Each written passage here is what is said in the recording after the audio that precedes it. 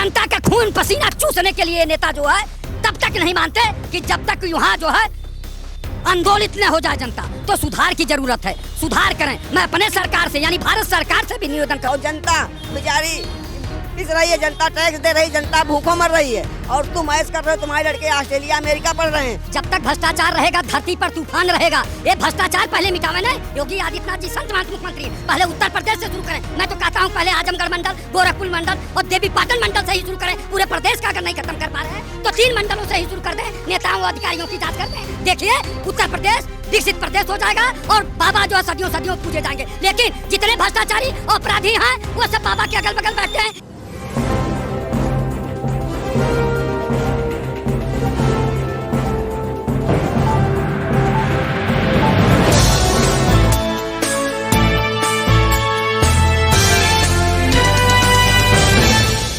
मैं अंजलि मिश्रा, आप देख रहे हैं लाइव न्यूज़। इस वक्त मेरी मौजूदगी है दारुल शफा के बाहर और यहाँ हम बात करने आए हैं राहुल गांधी के दिए हुए नारा, जो उन्होंने नारा दिया है वोट चोर गद्दी छोड़। उसके अलावा हमने हाल ही में देखा ये एक नारा चर्चा का विषय बना हुआ था। उसके बाद हमने हाल ही में देखा अभी कि नेपाल में अच्छा खासा धरना प्रदर्शन हुआ, बवाल हुआ, हिंसा भड़की। वो सारे सवाल ये इस बात को जन्म देते हैं कि लोकतंत्र पर सवाल खड़े हो रहे हैं, सुरक्षा पर सवाल खड़े हो रहे हैं। इसलिए हम यहाँ पे मौजूद लोगों से बात करेंगे, उनका क्या कहना है हम उनसे बात करते हैं और आपको दिखाते हैं। तो सर, हम आपसे जानना चाहेंगे कि आपने राहुल गांधी ने जो नारा दिया है हाल ही में, आप सभी जानते हैं वोट चोर गद्दी छोड़, इस पर आपका क्या कहना है? संविधानिक हिसाब से तो कहना ठीक नहीं है। ये नेता हैं, देश चलाए हैं, पारिवारिक नेता इनके हिसाब से चली आ रही है, ये अच्छी बात नहीं है। ये अपने प्रक्रिया से हासिल करें और देश की सेवा करें। और नेपाल में भी जो हिंसा भड़की, उससे आपका क्या कहना? आप क्या सोचते हैं कि वहाँ पे लोकतंत्र सुरक्षा को लेकर जो एक सवाल खड़ा हो रहा है, उस पर आपका क्या कहना है? देखिए, भारत में जो राजनीतिक जो सिस्टम है, ये नेपाल का विदेश नहीं है। ऐसा नहीं होगा। यहाँ बिल्कुल इमरजेंसी लगा दिया जाएगा और देश की व्यवस्था देखेंगे। सर, हम आपसे जानना चाहेंगे कि नेपाल में जो हाल ही में हिंसा हुई, उसके अलावा अगर भारत में वैसी स्थिति आई तो क्या होगा, कैसे संभालेंगे हम चीज़ों को? देखिए, हमेशा अहिंसात्मक प्रतिरोध के तहत भारत की संस्कृति और परंपरा बिलोंग करती है। भारत में अगर हिंसा का अगर कोई आधार होता तो हम अंग्रेजों का दोष, कहीं अंग्रेजों ने सैनिक कार्रवाई भारत पर नहीं की। हिस्ट्री का आप अवलोकन कर लीजिए, मैं जो डाटा दे रहा हूं, अंग्रेजों ने सैन्य कार्रवाई नहीं की, लेकिन हम बिना सैन्य कार्रवाई का, बिना लड़े हुए मैं अंग्रेजों का गुलाम हो गए साहब। ये वो भारत है। अब आप देखिए, अब आप मुगलों के हिस्ट्री में घुसिए। मुगलों के हिस्ट्री में हमारे राजाओं ने मुगलों को अपना राज्य का विस्तारीकरण कर देने के लिए, अपने विधा को मूर्त रूप देने में मुगलों को माध्यम बनाया। अब हुआ ठीक उल्टा कि जिस पूर्वांचल में खीसा है कि साहब जिसके लिए अलग हुए वही पड़ा बखरा। अब जब मुगल को बुलवा दिए, अब मुगल से आपने हमला करा दिया, तो वो कहा कि साहब अब इससे अच्छा तो कोई मुल्क नहीं मिलेगा, तो आओ हम भारत में ही अभी तो खड़ा हुए हैं, यही बिस्तर डाल करके सो जाएं। तो मुगलों की यही स्थिति है। अब रह गया नेपाल के जलवायु से, नेपाल की सरकार से, नेपाल के लोगों की सोच से, नेपाल के सिस्टम से, नेपाल का संविधान से। भारत का कहीं किसी भी भारत का जो संविधान है उसका अनुच्छेद का एक अनुच्छेद कंपैरिजन के योग्य नेपाल का नहीं है, क्योंकि नेपाल एक चलता फिरता रजिस्टर है और उस वहां की कैबिनेट सक्षम है कि जब चाहे तब उस पैरा को उस रजिस्टर से बाहर निकाल करके अपना नया कानून का सृजन करके अपने मूवमेंट में वो ऐड करके उसको संचालित कर देती है। लेकिन भारत में ऐसा नहीं है। भारत में लिखित अनुच्छेद हैं जो निश्चित तौर पर जो आर्टिकल के परिधि की सीमा को, उसके लक्ष्मण रेखा को, उस अनुच्छेद की भावना के विपरीत आप संशोधन कर सकते हैं जो लॉजिकल समय की पुकार है, और समय की पुकार में तमाम भारत के अनुच्छेदों का हम संशोधन करने का प्रयास किया। हमारी पूर्ववर्ती सरकार ने भी प्रयास किया है, लेकिन इसका यह मतलब नहीं कि हम एक अनुच्छेद का खात्मा कर देंगे। हमारे पास कोई ताकत नहीं है। अनुच्छेद तभी खत्म होगा जब संविधान की 2/3 बहुमत जब उसको प्रेजेंट करेगी। अब प्रेजेंट करने में उसमें संशोधन का प्रस्ताव आएगा कि ये संविधान का अनुच्छेद अब निष्क्रिय हो चुका है, इसको संविधान के पैरे से सर्वसम्मत से बाहर निकाला जाता है, तो आप अनुच्छेद खत्म कर सकते हैं। लेकिन न संविधान सभा तो है नहीं, न संविधान सभा का कोई व्यक्ति आज प्रेजेंट है, सब लोग मर चुके हैं, तो आप कहां से उसमें से आप बहुमत निकालेंगे? न वो लोग हैं, तो जब वो लोग है ये नहीं है, आए आप वो लोग का जगह नहीं ले सकते हैं, तो संविधान से कोई अनुच्छेद आप नहीं निकाल सकते। संविधान की आर्टिकल जो 370 पर बात होती है, भाजपा कहती है, प्रधानमंत्री हमारे लाल किला से चढ़कर कहते हैं कि साहब हमने 370 खत्म कर दिया। अब मैं सुनने वाले को, प्रधानमंत्री को, इनके सारे मुख्यमंत्रियों को और भाजपा के सारे राष्ट्रीय प्रवक्ताओं को जब मैं सुनता हूं तो उनके ज्ञान पर मुझे बड़ी दया आती है कि साहब ये कौना यूनिवर्सिटी से ये 370 पर व्याख्या का अर्जन करके एक अपनी नया व्याख्या थोप करके संविधान के भावनाओं के साथ खिलवाड़ कर दिया है। अब कहने का मेरा मतलब कि जब मैं कहता हूं तो भारतीय जनता पार्टी के प्रवक्ता कहते हैं कि साहब आपका तो एक ही काम है, हमारे सिस्टम का, हमारे संचालन व्यवस्था का, हमारे सरकार का, सरकार की उपलब्धि का, विकास का आप उपहास उड़ाते हैं। मैं उपहास नहीं उड़ाता, लेकिन आग से मत खेलिए। सत्ता जो है आग का अंगार है। आए अगर अंगार को अज्ञानी आदमी के हाथ अगर जाता है तो सत्ता उसी को जला करके भस्म कर देती है अपने भट्टी में।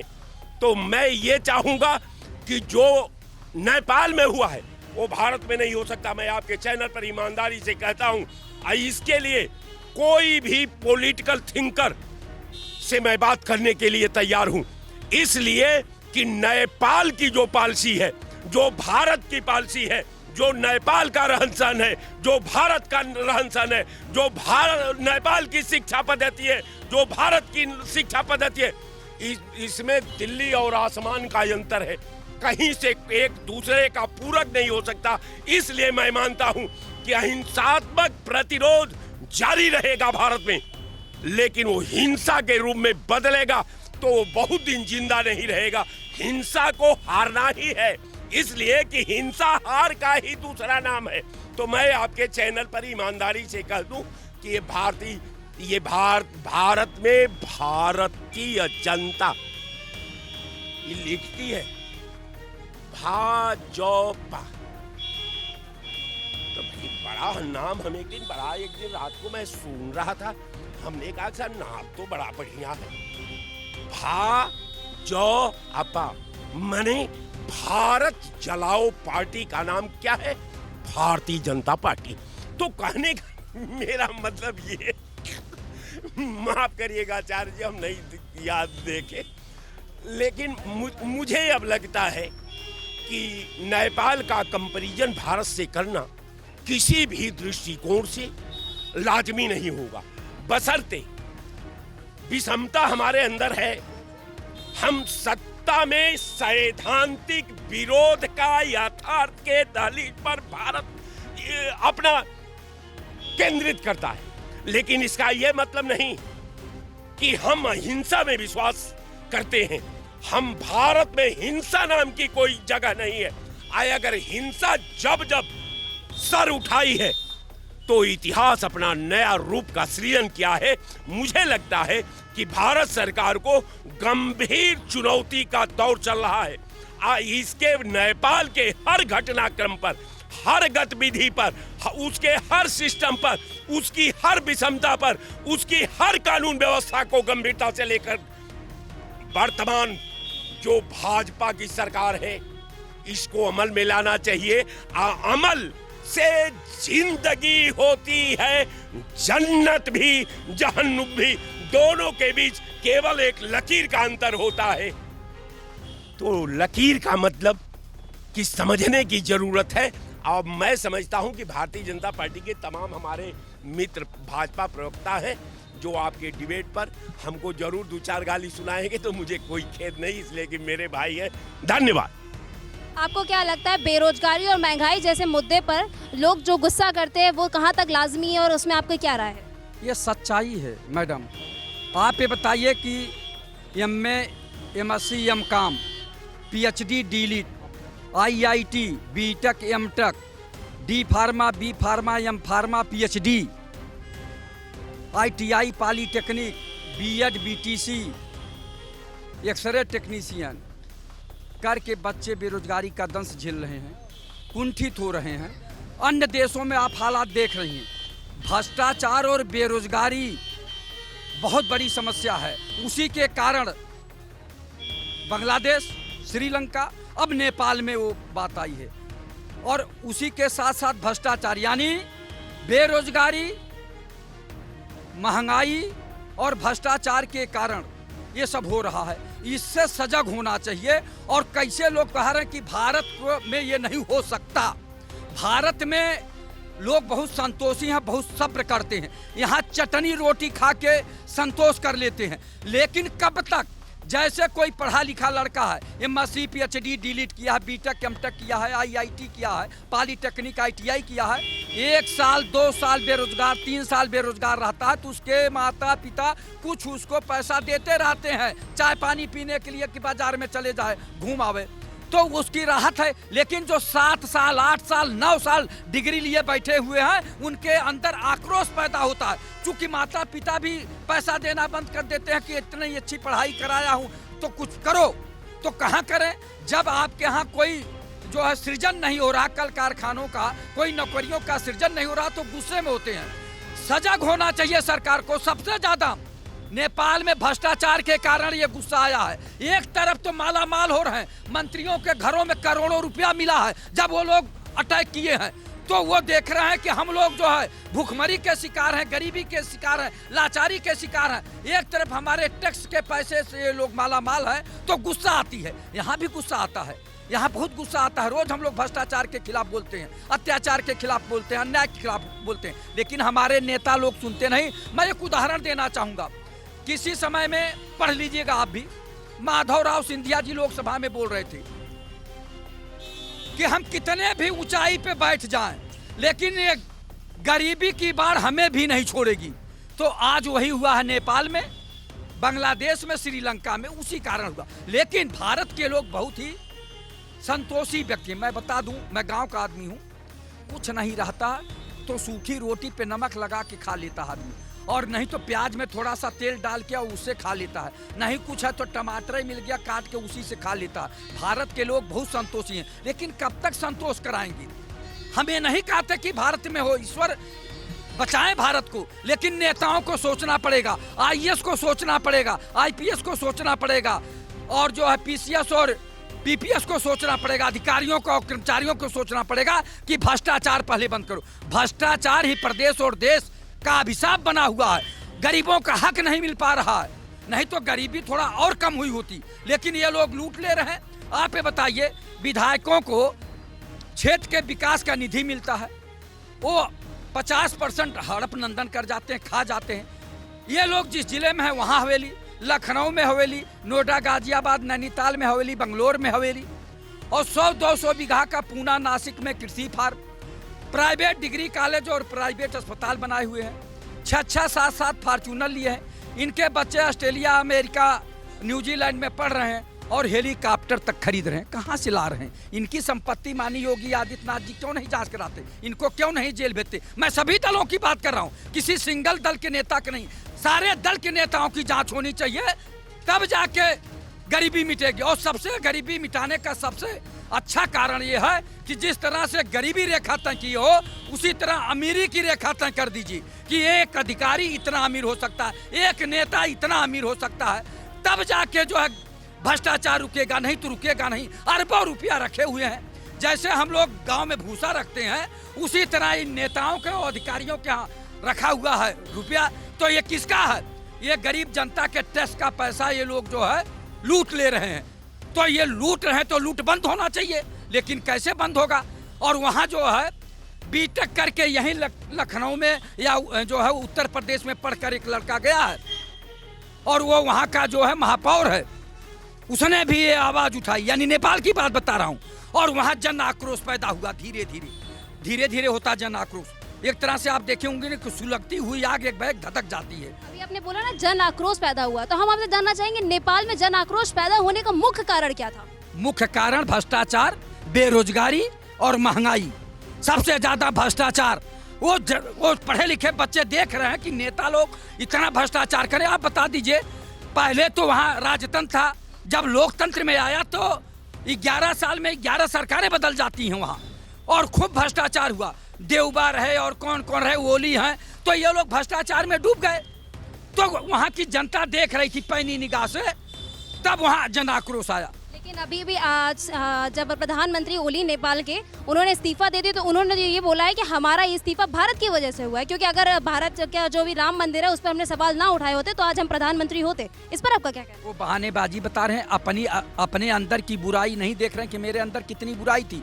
वहाँ के नौजवान बेरोजगारी का दंश झेल रहे थे, रोजगार की मांग कर रहे थे, भ्रष्टाचार देख रहे थे कि आप उनके टैक्स से हवाई जहाज, हेलीकॉप्टर और बड़ी बड़ी गाड़ियों से चल रहे हो और वो वहीं के वहीं हैं। तो पढ़ाई लिखाई का क्या फायदा? पढ़ाई लिखाई करके लोग अपने कर्तव्य की बात जानते हैं और अपने अधिकारों की भी बात जानते हैं। तो वो कर्तव्य और अधिकारों को चिंतन मंथन करके विचार करके तब इस तरह का काम किए हैं। मैं इसीलिए कहता हूँ कि भारत के लोग बहुत संतोषी। भारत में भी करोड़ों करोड़ जो बेरोजगार हैं, गरीबी बेबसी लाचारी में भी जी रहे हैं, और ये भ्रष्टाचार करके ये लोग बोरों में रुपया भरे हैं, तिजोरी भरी हुई है।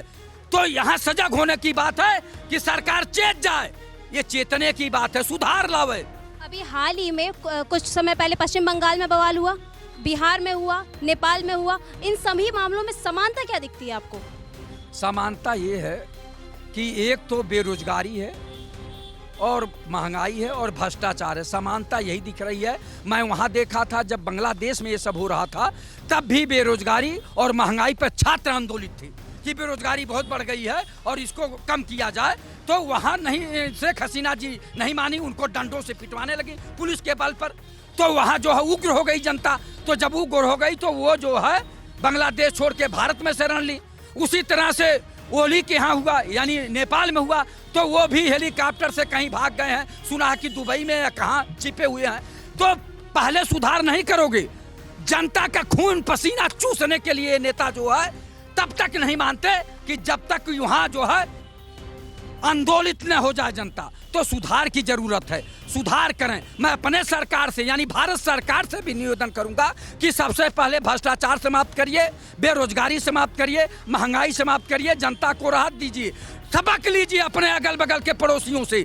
लोग कहते हैं ना कि अगर बगल के घर में आग लगी है तो कब उसकी चिंगारी हमारे घर पे भी आ जाए, तो बचना चाहिए। दमकल वमकल लेके खड़े हो जाते हैं लोग, नहीं कुछ है तो टोबले चला के और पाइप लगा के पानी खड़े हो जाते हैं घर बचाने के लिए। तो अभी भी भारत सरकार को समय है कि बेरोजगारी और महंगाई और भ्रष्टाचार पर विशेष ध्यान दे। मैं एक और बात कहना चाहूँगा कि दफ्तर दफ्तर भ्रष्टाचार कौन है इसका जिम्मेदार, जिले जिले में भ्रष्टाचार कौन है इसका जिम्मेदार। तहसील में चले जाइए तो लेखपाल से लेकर एसडीएम तक भ्रष्टाचार में लिप्त हैं। थाने में चले जाइए तो सिपाही से लेकर थानेदार तक भ्रष्टाचार में लिप्त हैं। माननीय योगी आदित्यनाथ जी संत महंत मुख्यमंत्री है, 8 साल में न किसी थाने में गए न किसी तहसील में गए कि हमारे कर्मचारी जनता के साथ कैसा व्यवहार कर रहे हैं। और ये जो कुछ हो रहा है ये सरकार के संज्ञान में है। हम लोग सरकार के आँख कान खोलने का काम करते हैं, और जब हम लोग सरकार को चेताने का काम करते हैं तो लोग कहते हैं ये लोग राष्ट्रद्रोही हैं,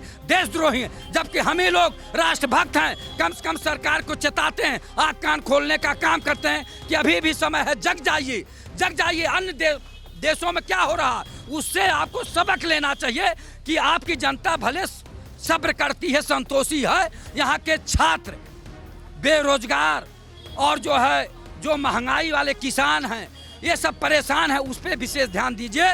तो मैं बार बार आदरणीय मोदी जी से भी आग्रह करूंगा कि आप कहे थे कि मैं आऊंगा तो देश से भ्रष्टाचार समाप्त होगा, देश से महंगाई समाप्त होगा, देश से बेरोजगारी समाप्त होगा, 2 करोड़ लोगों को प्रतिवर्ष रोजगार देंगे। तो अगर 2 करोड़ लोगों को प्रतिवर्ष रोजगार दिए होते तो अब तक 20 करोड़ लोगों को रोजगार मिल गया होता। तो केवल बाणी से रोजगार दे रहे हैं तो ये नहीं चलेगा। कब तक जनता बर्दाश्त करेगी, कब तक बेरोजगार बर्दाश्त करेगा? मैंने कहा ना, डिग्री लेके हम 2 साल तक बर्दाश्त कर सकते हैं, लेकिन 5-7 साल के बाद हमारे अंदर जो है कुंठा का शिकार होने लगेंगे, हमारे अंदर जो है गुस्सा आने लगेगा। तो हम कुछ न कुछ जो है न चाहते हुए भी हमें गलत कदम उठाना पड़ता है। और गलत कदम क्यों उठाता है कि अगर आदमी सोचता कि वैसे मर जाएंगे तो कुछ कर जाएं देश के लिए, अपनी आवाज को बुलंद करने लगता है। और ये सरकारें कान में तेल डाल के बैठी रहती हैं। जैसे रोम जल रहा था और नीरो बांसुरी बजा रहा था, ऐसे सरकारें हैं और खूब लच्छेदार भाषा में बोलेंगे कि हम जनता के लिए हैं, हम जनसेवक हैं। कैसे जनसेवक हैं? आप तो हवाई जहाज हेलीकॉप्टर से उड़ रहे हैं और बड़ी बड़ी गाड़ियों से उड़ रहे हैं, आपकी सारी सुरक्षा लगी हुई है, और यहाँ किसान परेशान, नौजवान परेशान, छात्र परेशान, बेरोजगार परेशान, उस पर ध्यान नहीं दे रहे हैं। केवल बोलेंगे हम जनसेवक हैं। जनसेवक का गाल एकदम लाल लाल हुआ है, समझिए आप, और टाइट हैं। और जो मालिक है, जिसको कहते हैं किसान मालिक है, जनता मालिक है, उसका फटा पैजामा, फटी धोती, फटा चप्पल, टूटा चप्पल और गाल पिचके हुए, और तहसीलदार के सामने हाथ जोड़ के गिड़गिड़ाता है और सुनता नहीं। उसका जो है नौकर जो वहाँ खड़ा रहता है वो झटक देता है, जाओ अभी साहब नहीं मिलेंगे। वो 4 बार निवेदन करेगा तो 5वीं बार शायद मिल पाता है। तो कहाँ का वो कहते हैं हम जनता के नौकर हैं? न नौकर कभी जाता है साल 6 महीना में या 2 साल में किसी गांव में कि आपकी क्या समस्या है, हम उसका निदान करने आए हैं। न ये जनसेवक कभी जाते हैं गांव में 4-6 साल में 1 बार तो जाइए कि आपकी क्या समस्या है, हम हल करने के लिए आए हैं, निदान करने के लिए आए हैं। तो कैसा जनसेवक और कैसा जो है लोक सेवक, कैसा नौकर? तो मैं बताना चाहूँगा मैडम कि ये लोग लोकतंत्र के आड़ में जनता का खून पसीना चूस रहे हैं। ये नेता और अधिकारी सुधर जाएं, अभी मौका है, अभी मौका है, सुधर जाएं, अगल बगल के देशों से सबक लें। नहीं तो मैं फिर बताना चाहूँगा कि माधवराव सिंधिया जी सदन में बोले थे कि हम कितने भी पहाड़ पे बैठ जाएं लेकिन ये गरीबी की बाढ़ हमें भी ले डूबेगी। वही नेपाल में हुआ कि प्रधानमंत्री तक को भागना पड़ा, और वही जो है बांग्लादेश में हुआ कि प्रधानमंत्री जी को दूसरे देश में जाके शरण लेना पड़ा। तो ये नौबत न आवे, अभी से सुधर जाइए। हम नहीं चाहते, ईश्वर न करें कि ये नौबत भारत में आवे, लेकिन सच्चाई से आप भाग नहीं सकते, सच्चाई पीछा छोड़ नहीं सकती, सच कभी मर नहीं सकता। ये सच्चाई है जो मैं बोल रहा हूँ, ये जनता की आवाज़ है, सच्चाई है। लेकिन हम लोग बहुत संतोषी, मैं बार बार कह रहा हूँ, भारत की जनता बहुत संतोषी है, लेकिन नेताओं में और अधिकारियों में सुधार लाना होगा। जय हिंद, जय भारत। हम आपसे जानना चाहेंगे कि सरकार कई योजनाएं लाती है आम जनता के लिए, राहत के लिए, उससे आप कितने संतुष्ट हैं और आपको क्या लगता है वो कितनी हद तक सही है? नहीं, सरकारें तो जनता के हित में काम करती हैं, लेकिन जो जनप्रतिनिधि और जो सरकारी नौकर लोग हैं और जो इनको हम प्रधान और सभासद चुनते हैं, ये कहीं ना कहीं हम आम जनता की भी कमी है।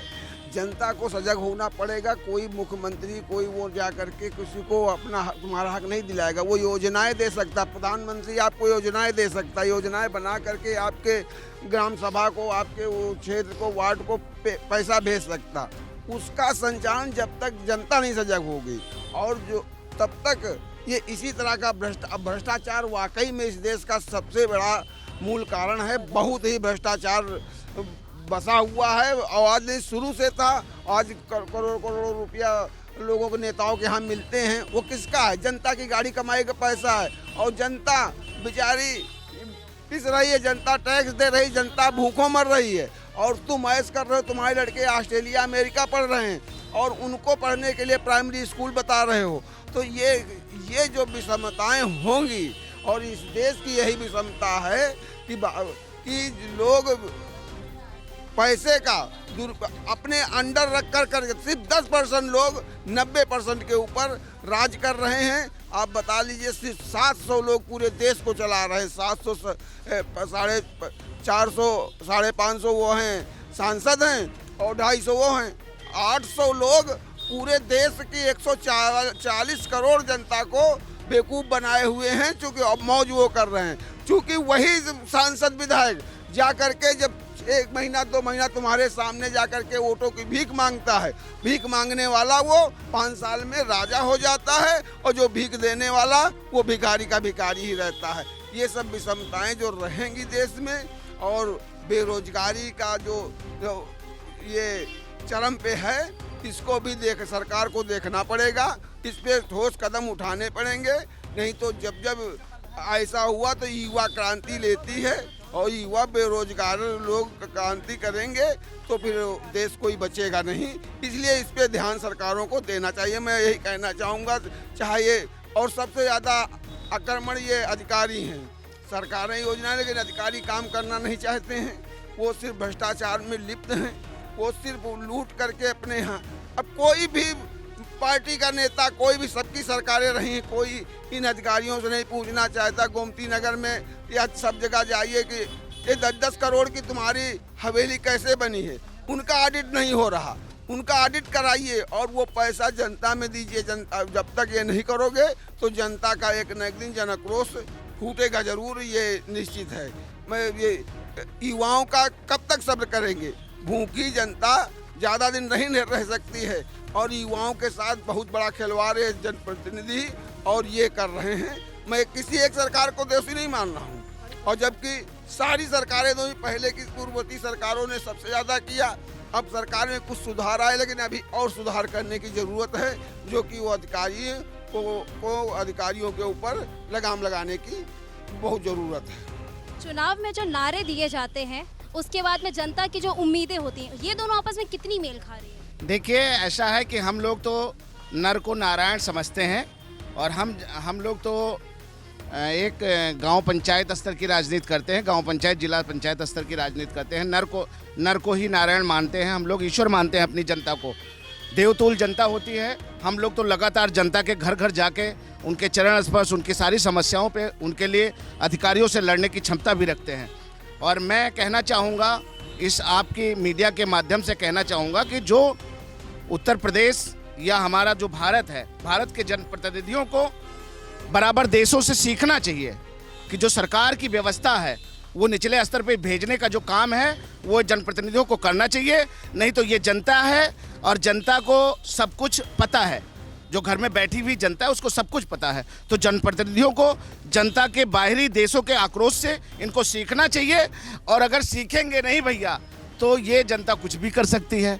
और बाकी हम लोग एक ऐसे दल से हैं कि हम लोग काम करने में सक्षम हैं और काम लगातार कर भी रहे हैं। बाकी ये है कि जो समस्या है, जो लगातार लोग मिल रहे हैं, उस समस्याओं का समाधान हम लोग करने में सक्षम है और कर भी रहे हैं।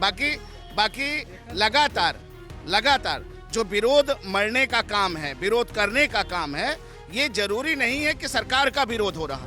कोई सरकार का विरोध आम जनता नहीं कर रही है। सरकार का विरोध जो कुछ लोग हैं, बिचौलिए हैं, वो उनका करने का काम है। और बाकी हमारी सरकार, उत्तर प्रदेश की सरकार, योगी आदित्यनाथ जी की सरकार, ये आज पूरे ब्रह्मांड में योगी आदित्यनाथ जी का जय जयकार हो रहा है। और जनता, आज की जनता जो है, गांव में बैठी हुई जनता जो सबसे निचले स्तर पे है, ये ठाकुर ब्रजेश कुमार सिंह कह रहे हैं कि गांव की जनता कहती है जब किसी के साथ अन्याय होता है तो वो कहती है योगी आदित्यनाथ जी का बुलडोजर इस अराजकता को गिरा के छोड़ेगा, इस अराजक तंत्र को विनाश करके छोड़ेगा।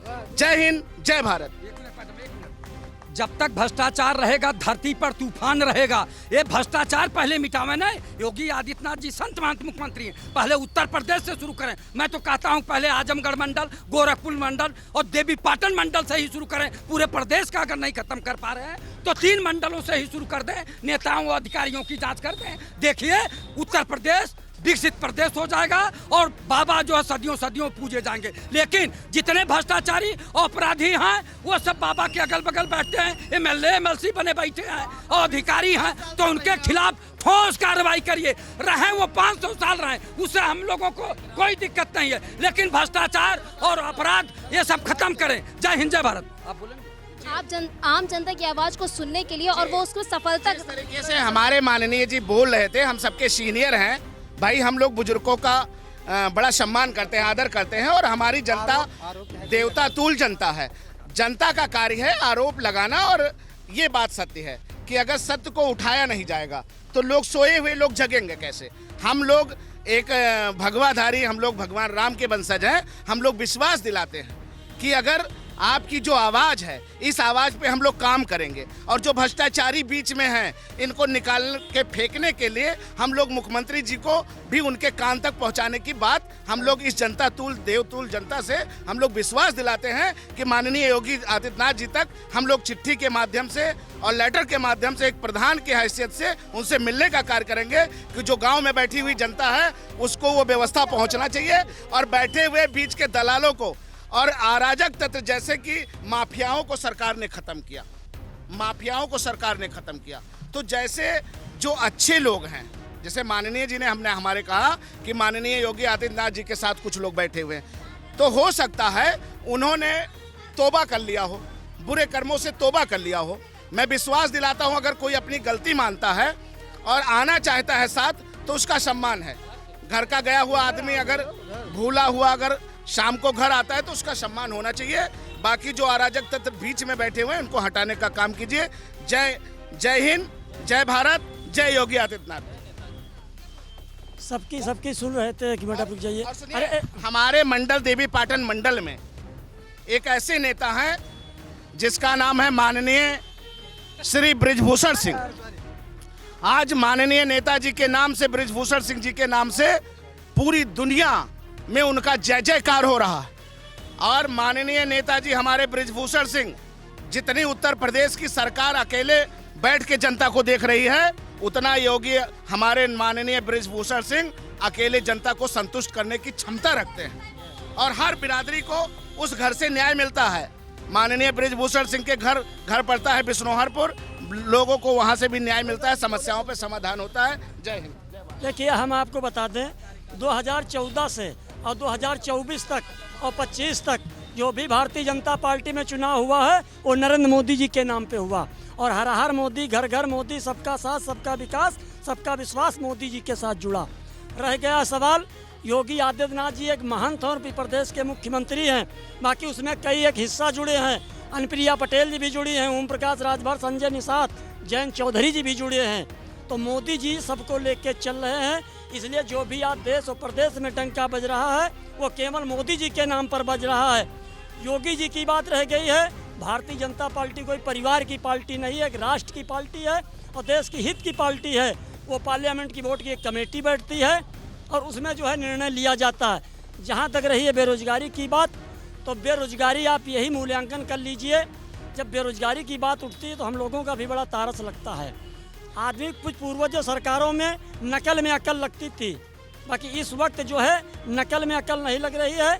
तमाम ऐसे मुस्लिम बच्चे जो है मोदी जी के नेतृत्व में वकील, डॉक्टर, प्रोफेसर, टीचर बन के निकल रहे, जबकि प्रधानमंत्री जी ने चीज़ को कहा मुसलमानों से कि एक हाथ में लैपटॉप लो, एक हाथ में कुरान लो, दुनियावी भी तालीम लेके चलो, तभी सक्सेस होगे। रह गया सवाल, आज उंगली उठाने में कहने में कोई दिक्कत नहीं। अगर बात हो रही 14 की, अगर विपक्ष की, तो विपक्ष से ये आप पूछिए 17, 14, 19, 22, 24 ठगबंधन में क्यों जा रहा? ठगबंधन हो रहा है ना। अब रह गया जिसके पास हुजूम है, जिसका सही काम है, वही के साथ की वही की सरकार तो बनेगी ही बनेगी। ये जो नारे लग रहे हैं वोट चोरी, ये क्या है? वोट चोरी राहुल गांधी जी बोल रहे हैं। आपने बहुत सही सवाल उठाया। कर्नाटक में सरकार कांग्रेस की बनी तब ईवीएम सही रही, हिमाचल प्रदेश में कांग्रेस की सरकार बनी तब ईवीएम सही रही, पश्चिम बंगाल में ममता जी की सरकार बनी वहाँ ईवीएम सही रही, उत्तर प्रदेश में 5 सीटें की 37 सीटें समाजवादी पा गई तब ईवीएम सही रही। अच्छा, आपका कहने का मतलब है कांग्रेस जहाँ बीजेपी की पार्टी बनी तो ईवीएम खराब हो गई, बाकी सब जगह सही थी। बात हमारी सुन लीजिए। और जो है कांग्रेस की 1 सीट उत्तर प्रदेश में थी और 6 सीटें हो गई तब तक ईवीएम सही रही। वो एक हम लोग जो कड़ी गाना गाते थे कि नाचे के नहीं तो आंगन टेढ़। अब सपा और कांग्रेस के लोग सत्ता के लौदारे नहीं पहुंच रहे हैं तो नहीं कुछ तो आरोप है लगाना है। इस देश का अगर कोई भविष्य है गरीबों का तो वो माननी है नरेंद्र मोदी जी। सबका साथ, सबका विकास, सबका विश्वास। और रही बात बृजभूषण शरण सिंह जी की, ब्रिजभूषण शरण सिंह जी सांसद हैं, भले हैं, बाकी देश में जो भी भारतीय जनता पार्टी में डंका बज रहा है वो माननीय मोदी जी का बज रहा है। और जो है हर हर मोदी, घर घर मोदी, सबका साथ, सबका विकास, सबका विश्वास के आधार पर चलती रही। आप ये पूछो समाजवादी कांग्रेस से कि अगर इतनी बड़ी जनता की हितैषी थी तो अभी तक ये लोग क्यों नहीं रोड पर उतरे। ये तो लोग टूट करते हैं और जो है उस पर मोबाइल पे लिखते हैं कि सरकार ये कर रही है। वही लोकतंत्र मजबूत होता, वही विपक्ष जो है सफल कुशल रहता है जो रोड से सदन पे रोड तक विरोध करता है। और सीबीआई तो सब बेचारे बच्चे, सीबीआई से भी सब बचना चाहते हैं और जो है सरकार का विरोध भी करना चाहते हैं, तो ये संभव नहीं है। भारतीय जनता पार्टी दलितों को भी लेकर चली, मुसलमानों को भी लेकर चली और सबके साथ सबके विकास और सबके विश्वास की बात चली है और चलती रहेगी। ये लोग जो है विपक्ष के लोग अपने दुख से नहीं परेशान हैं, मोदी जी के सुख से परेशान हैं, तो ज़िंदगी भर बेचारे परेशान ही रहेंगे। और रह गया आने वाले समय में जनता ही फैसला तय करेगी और कुछ नहीं होगा। सोशल मीडिया पे हम हर दिन सुनते हैं कि कुछ अफवाहें फैल रही हैं, उसके अलावा कुछ लोग भड़काऊ बयान दे रहे हैं, उस पर आपका क्या कहना है?